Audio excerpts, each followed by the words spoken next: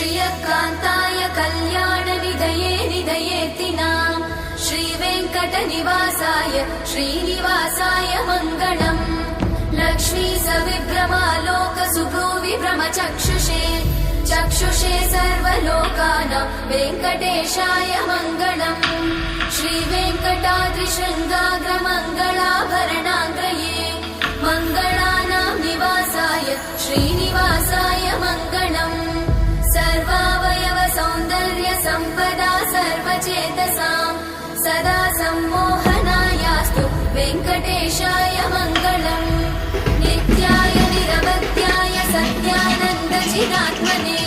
सर्वान्तरात्मने श्रीमद् वेङ्कटेशाय मङ्गलम् स्वतः सर्वविदे सर्वशक्तये सर्वशेषिने सुलभाय सुशीलाय वेङ्कटेशाय मङ्गलम्